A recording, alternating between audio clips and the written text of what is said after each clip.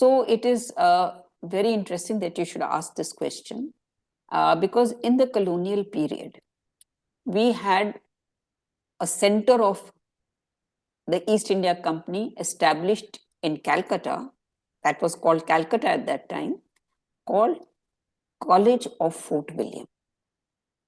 This College of Fort William, or Fort William College, it was actually interested in translating works into whatever the language. So the East India Company employed Bengalis to help in the translation of texts that they wanted. So it is so astonishing that these three Indians who were appointed by the East India Company, they realized that it's very important to not let the narrative go out of their hands. Obviously, they could not control the East India Company and what it was doing.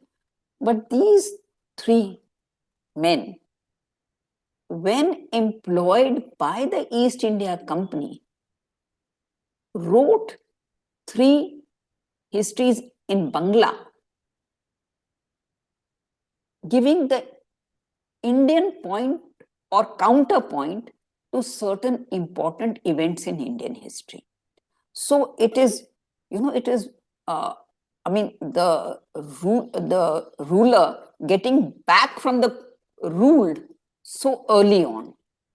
So, when we say that we were colonized, it's not such a simple story, because that story of being aware of your heritage, being aware of the danger to your heritage, and being aware of the importance of preserving your civilizational memory.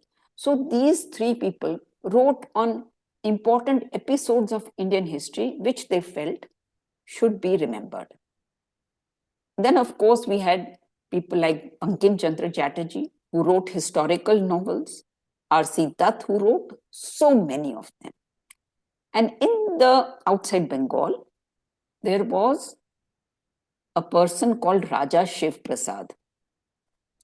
Raja Shiv Prasad wrote a 3-volume history, Itihas Timir Nasik, History as the Dispeller of Darkness. So look at the title that he chooses, and he writes this history.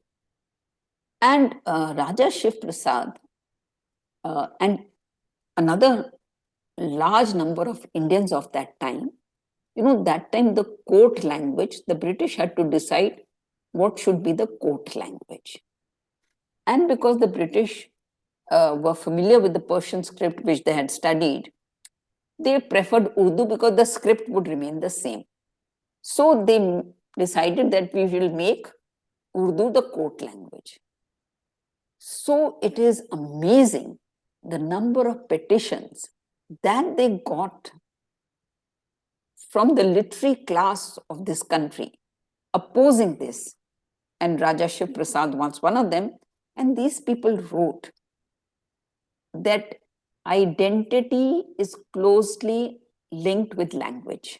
They're making this connection that identity is linked with language.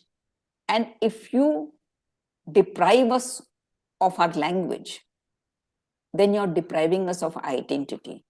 They said if the court language is Urdu, then we will have to learn that court language because we have to go to court. So we will have to go to courts for so many things. So if we go to court and the court language is Urdu, then that means we are being deprived of our identity. So they request the Englishmen that please make Urdu and whatever is the local language of that area, the language of the court.